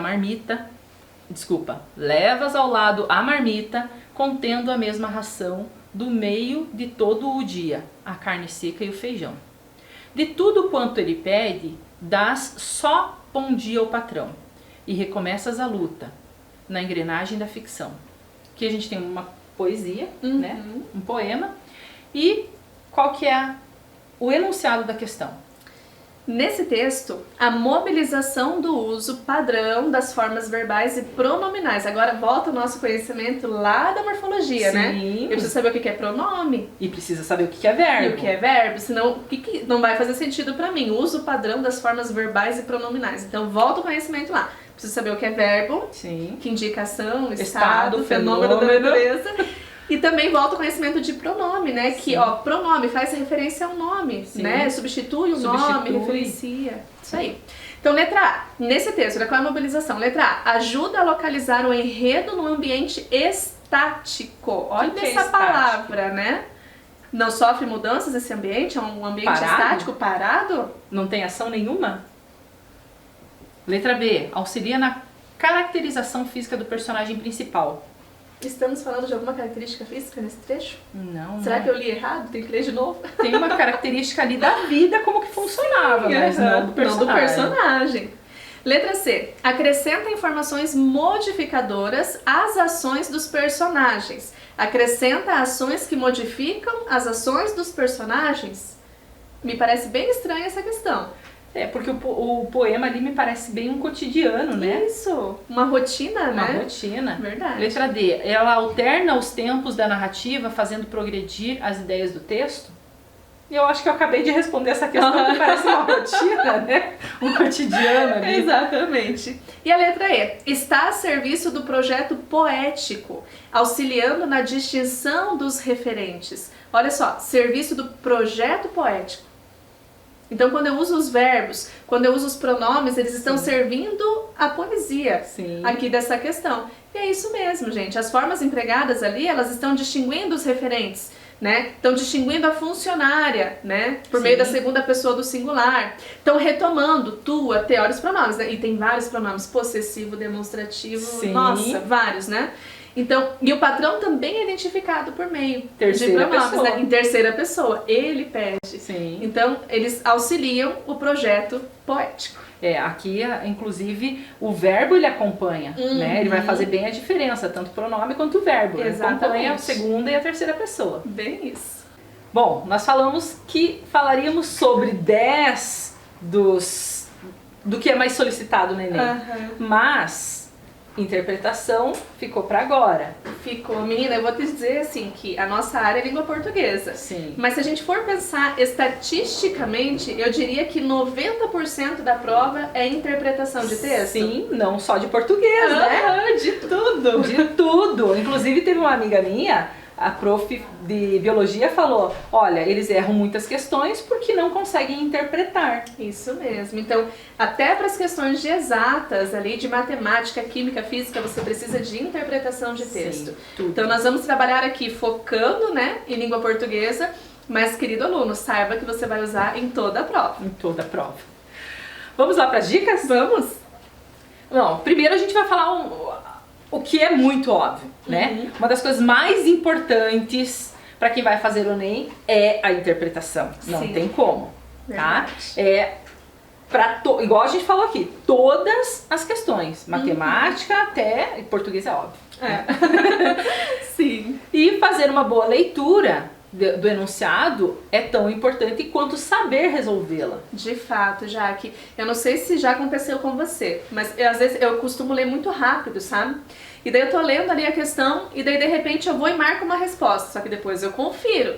Daí eu vou conferir e falo, nossa, não acredito que eu marquei essa daqui, olha, nada a ver. Por quê? Porque tinha uma palavrinha no enunciado.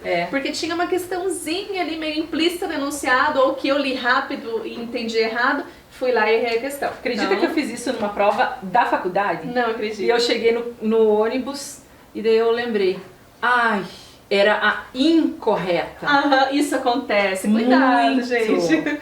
Cuidado. Cheguei no ônibus e pensei, era a incorreta. Eu já sabia que aquela tinha errado. É verdade. Temos que ter um cuidado especial aí com os enunciados. Sim. Então vamos lá para as dicas para exercitar essa interpretação. Isso. Antes da prova você tem que fazer isso. Exatamente. Né? E quando é isso? É agora. Agora? É já, é todo dia, é treinando, é exercitando, porque no dia da prova, galera, você só vai colocar em prática o que você já tem. Você não vai aprender nada no dia da prova. Então desenvolva agora. Pratique agora para que lá você consiga mandar muito bem, né? Então, dicas para exercitar. Jaque. Prática de leitura. Prática de leitura. Gente, você não vai mandar bem no Enem, nem em nenhum outro vestibular se você não tem o hábito da leitura. Se você não gosta da leitura. Se você acha que a leitura é cansativa, é chata. Claro que não é para todos que a leitura vai ser prazerosa, mas nesse momento, nessa fase, gente, vocês precisam de muita leitura. E eu até ouso dizer que alguns tipos de leitura são muito bem interessantes para esse momento. Como jornais, revistas científicas, sim, textos de divulgação científica. Atualidades. Atualidades. No jornal é legal você observar a questão das charges que estão sendo publicadas, né? Tem sites de notícias que sempre tem ali uma charge, né? Uma crítica. Todo esse tipo de leitura, galerinha, só tem benefícios a oferecer para vocês nesse momento. Então leiam de coisas diferentes. Mas eu só gosto de ler gibi, história em quadrinhos. Então começa a colocar outras coisas aí. Exato, né? Até porque o gibi ele não será cobrado num vestibular, né? Pode ser ali uma partezinha. Mas ele não vai agregar tanto, né? Sim. Então, escolham textos, nesse momento que vocês estão vivendo, textos que tragam informação de valor para vocês, tá? E com isso vocês vão praticando a leitura e adquirindo conhecimento, que lá na redação, que lá no vestibular vocês vão conseguir colocar em prática. Sim. Nessa prática de leitura também é importante grifar os pontos importantes, né? Isso. Até porque você grifando, você já está resumindo o teu conteúdo, né?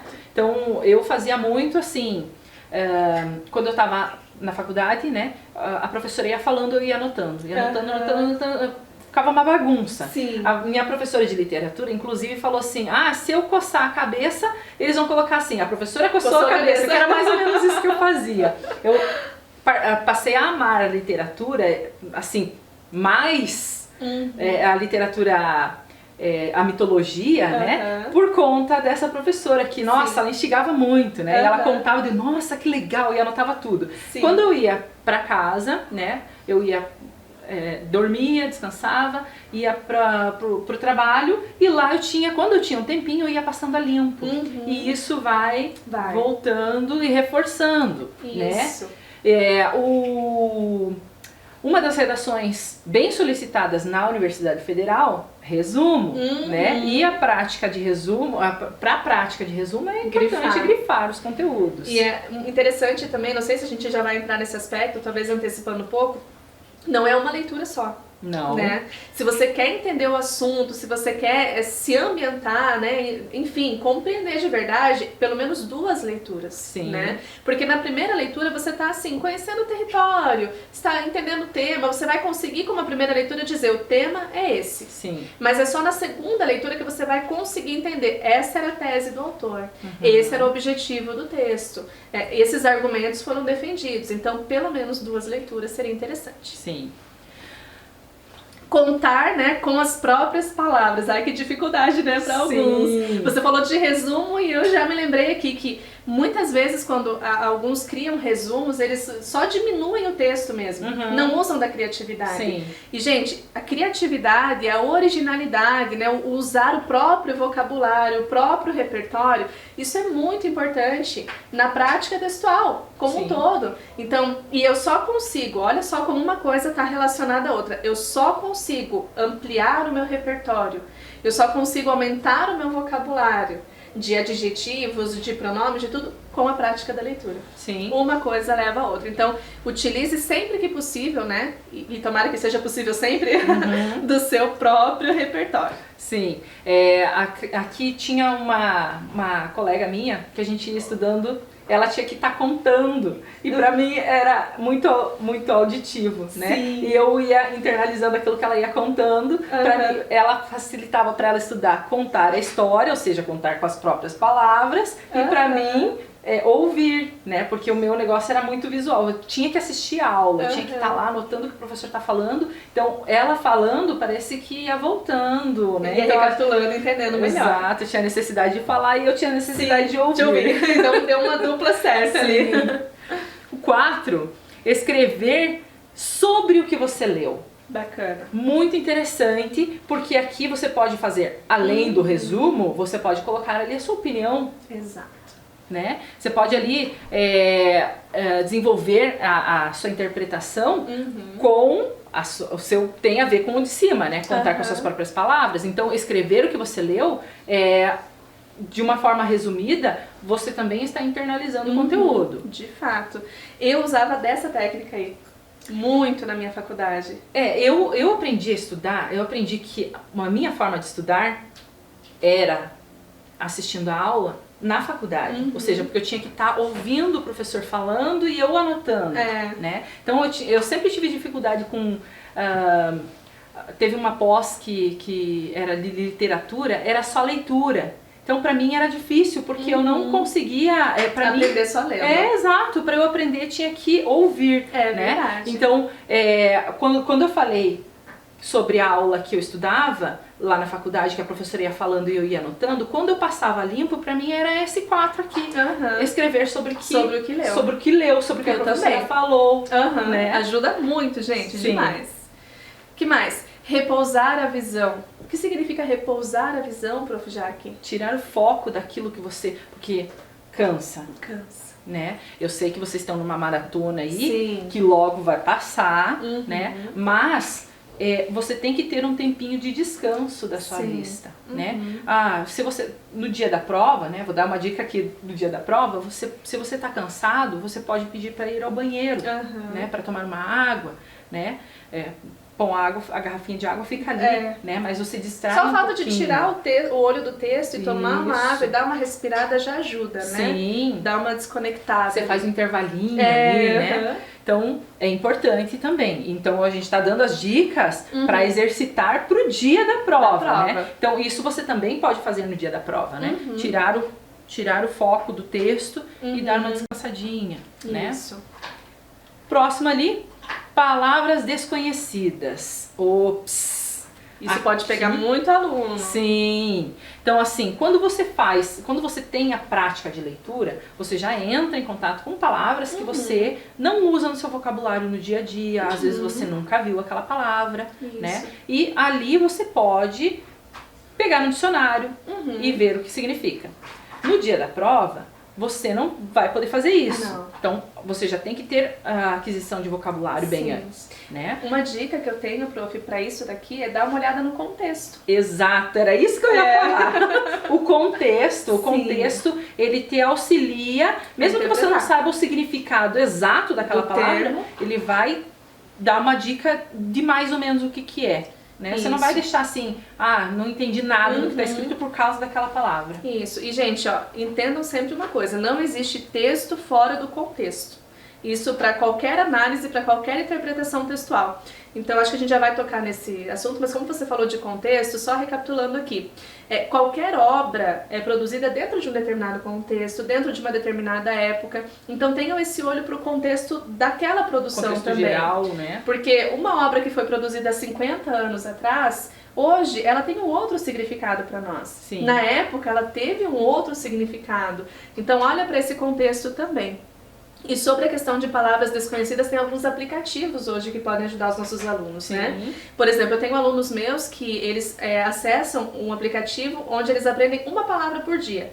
A palavra do dia e daí eles aprendem e aplicam isso, daí aquilo fica internalizado, sabe? E daí no momento da prova, no momento do texto, eles vão relembrando esse repertório dessas palavras aí, tá? Dicas interessantes. E assim, não precisa você buscar aprender palavras difíceis. Ninguém tá falando de palavra difícil aqui. Que não são mais usadas. Não precisa deixar assim tudo, nossa, super formal. Mas você precisa aprender para você aumentar o seu repertório. Sim. Não é para você falar mais bonito, não é para você escrever mais bonito, é para você ter mais possibilidades, para poder utilizar melhor a coesão, as substituições, né? Então são aplicativos aí que podem ajudar também. Então o próximo ali seria pegadinhas. Cuidado com algumas palavras nos enunciados. O tal do correto e incorreto é uma delas, né? Sim. Leia 2 vezes o enunciado, Sim. por favor. Então, até porque nas nossas provas a gente às vezes coloca ali incorreto, tudo em letra maiúscula, né? Para o aluno frisar bem, isso nas né? minhas também, gente. Incorreta. Exato. Então, olha só, palavras como todas, nenhuma, somente uma. Então, aqui está indicando o que o enunciado está solicitando. Isso. E tem uma questão que eu trabalhei recentemente com os meus alunos que ela dizia mais ou menos assim, eu não lembro da questão como um todo, mas era assim, ó, alterando essa frase aqui, tem essa frase, alterando essa palavra. O enunciado dizia assim, quantas outras sofrem alteração? E daí numa das alternativas tinha lá, 3. Porque a pessoa podia imaginar, eu mudei essa palavra e essas outras mudaram também. Só que ele tá pedindo quantas outras, então não era pra você contar aquela ali. Então olha como a gente tem que estar atenta aí ao enunciado, né? Muito cuidado mesmo com as pegadinhas. Inclusive, uma dica boa seria circular essas palavras, né? Incorreta, somente uma, né? Isso, quantas, quanta, porque o plural e o singular dizem muito também. Quantas alternativas incorretas, quantas corretas. Cuidado com o plural e o singular, que ele é muito esclarecedor também. Próxima dica. Imagens. Peraí, eu tenho que interpretar a imagem, prof? Sim, linguagem não verbal. Opa, então como é que eu faço? Eu tenho que interpretar texto e interpretar a imagem. Será que existe uma fórmula mágica, assim, ó, para interpretar a imagem você precisa tal coisa? Isso me remete à cena de um filme, não sei se você já assistiu, se os nossos alunos já assistiram, Milagres do Paraíso. O filme que uma menininha cai no tronco oco de uma árvore e tal. Tem uma parte nesse filme que ela para... Assim, ela tá lá doentinha, com a barriguinha inchada, ela para diante de uma imagem e começa a contemplar. E ela não fala com ninguém. Ela fica em silêncio, só observando. E se você for a um museu, né, de exposição aí de artes, a forma de você contemplar a arte é o quê? Parar e observar. Então, se tem um texto não verbal na tua prova, se tem uma imagem ali para você analisar, você tem que parar e tem que analisar. Sim. Você não pode ficar, a mente tem que estar calma nesse momento, tem que estar limpa, você tem que olhar para aquela imagem e pensar, puxa, ela está querendo passar o quê? Que mensagem? Esse autor, porque sempre vai ter a referência de quem produziu, será que eu conheço esse autor? Se eu conheço, em que época ele produziu isso daqui? Porque pode ser uma obra de arte ali, né? Se for Da Vinci, por exemplo, qual foi o século, qual foi a situação, né, o contexto? Porque ali ele queria passar uma mensagem. Sim. Será que eu estou interpretando essa mensagem que ele queria passar? Então são técnicas de interpretação de imagem, né? Então olha quem produziu, olha o contexto, entende qual é a mensagem que está sendo passada ali, porque imagem diz muita coisa. Até porque não vai ter só um coraçãozinho lá na imagem que não quer dizer nada. Exatamente. Ele vai ter relação com o texto verbal, né? Ou vai ter alguma coisa no enunciado que remete, que quer dizer aquela imagem. Exatamente. Depois a gente vai trabalhar especificamente aqui na sequência tipos de interpretação para cada imagem, né? Mas assim, no geral para, respira, limpa a tua mente e analisa essa imagem. Sim. O próximo ali seria tirinhas. né? Que cai muito. Opa, né? Quino, Mafalda. Que seria dos professores de português sem o Calvin Haroldo, sem a Mafalda, sem o H, né? Todo texto, toda provinha, geralmente a gente coloca uma tirinha ali, uma né? tirinha. Eu adoro tirinha. Amo de Também, paixão. muito legal, porque Sim. tem a linguagem verbal e a não verbal. Então a linguagem não verbal tem relação com a verbal. E tem algumas questões que perguntam a expressão dos personagens, Sim, quer dizer que você tem que prestar atenção, né, no rosto exato. ali. Então olha só, justamente por mesclar esse texto com a imagem é que traz uma questão interessante, né? E relacionada à sociedade ali na época. Exatamente, né? Isso mesmo. E agora, o que mais? Linguagem poética. Eu tenho que saber entender quando um texto é poético e quando não é. Daí a gente vai retomar mais uma vez as funções da linguagem. Olha como função de linguagem aparece. Porque se eu tenho um texto poético para analisar, eu não posso entender que o que está escrito ali é de forma literal. Sim. Existe um sentido poético, existe um sentido subjetivo, existe uma razão daquele texto ser colocado daquela forma. Sim. Eu não posso interpretar como uma linguagem referencial, como um apelo, enfim, a condição é outra. Então, se a linguagem é poética, a interpretação é diferenciada também. Sim. Porque tem o objetivo da rima, da sonoridade, do jogo de palavras, né? Sim. Do duplo sentido, muitas vezes vai aparecer na linguagem poética, então eu preciso ter em mente. Mas eu só vou saber diferenciar, prof, se eu conheço o gênero textual também, não é verdade? Sim, não tem como, né? Não tem como interpretar se você não tiver contato com aquele gênero. Exatamente. Né?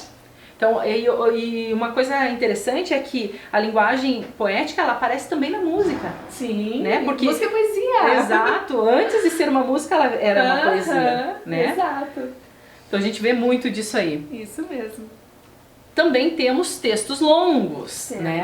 No Enem, não tanto, mas eventualmente pode aparecer. Sim, antigamente eu acho que era Tinha mais. Nossa, quando eu fiz o Enem, menina, vou nem falar, fiquei um tempão lendo. O texto era era conhecido por texto, quantidade de textos longos, né? Em todas as áreas, assim, né? Então, se você não tem prática, se você não está acostumado, né, é bom também pegar um texto longo, até porque no texto longo ele faz com que você perca a linha de raciocínio, às vezes, se você se distrai. Sim, né? perde Então, o foco. Exato. Então, para você praticar, né, o foco da leitura e para você tirar ali, extrair o que o autor queria te passar. E dentro desse texto longo, a gente pode voltar para a técnica ali, prof, da questão de grifar.